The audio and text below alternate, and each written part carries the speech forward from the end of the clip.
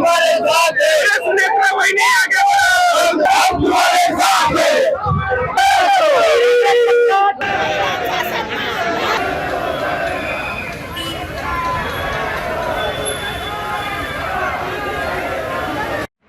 उपमुख्यमंत्री सुनेत्रा पवार यांच्यावरील कथित आक्षेपार्ह वक्तव्याचा निषेधार्थ नाशिकमध्ये राष्ट्रवादी काँग्रेस अजित पवार आक्रमक झाली।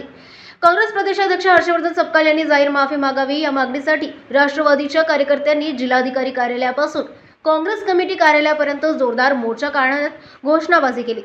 मात्र काँग्रेस कार्यालयाबाहेरही काँग्रेसचे कार्यकर्तेही मोठ्या संख्येने जमल्याने दोन्ही पक्षाचे कार्यकर्ते आमनेसामने आले। काँग्रेसने राष्ट्रवादीच्या आंदोलनाला विरोध करत सपकाळ यांच्या भूमिकेचे समर्थन केले। तसेच संबंधित वक्तव्य आक्षेपार्ह वाटत असले तर सुनेत्रा पवार या गुंगीगुडिया नसल्याने राष्ट्रवादीने सिद्ध करावे असे आवाहनही काँग्रेस कार्यकर्त्यांनी दिले आहे। दोन्ही बाजूंनी जोरदार घोषणाबाजी झाल्याचे परिसरात काही काळ तणावाचे वातावरण निर्माण झाले। कोणतेही अनुचित प्रकार घडू नये यासाठी पोलिसांनी काँग्रेस कार्यालयाच्या परिसरात कडेकोट बंदोबस्त तैनात करून परिस्थिती नियंत्रणात ठेवली। आम्ही देणार आहोत की हर्षवर्धन सपकाळ यांचं निलंबन हे प्रदेशाध्यक्ष पदावरून व्हावं, कारण महिलेचा अपमान करणाऱ्याला कुठल्याही पदावर राहण्याचा अधिकार नाही। आम्ही तीव्र शब्दांमध्ये त्यांचा धिक्कार करतो। त्यांनी जाहीरपणे बहिणीची माफी मागावी ही आमची सर्व राष्ट्रवादी काँग्रेस पक्षाच्या प्रत्येकाची मागणी आहे।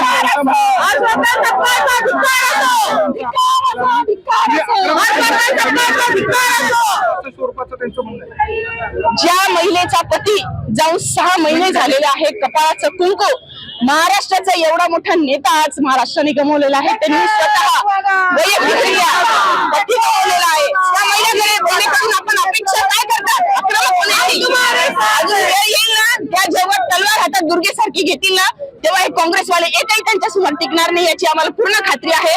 पण आज कोणावर जर दुःखाची वेळ आहे या पद्धतीने हे हिनवलं गेलेलं आहे। त्यांच्या सुसंस्कृत पवार घराण्याची ती सून आहे सुनेत्रा वहिनी, त्यांच्यामध्ये संस्कार हे कुठून कुठून घडलेले आहेत। त्याच्यामुळे शांत आणि संयमी स्वभावाचा कोणी गैरफायदा घेऊन त्यांच्याबद्दल अपमान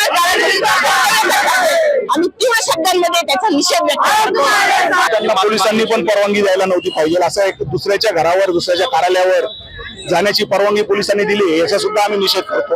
आम्ही उद्या जर म्हटलं आम्हाला एखाद्याच्या घरात जायचं, पोलीस परवानगी देणार आहे का?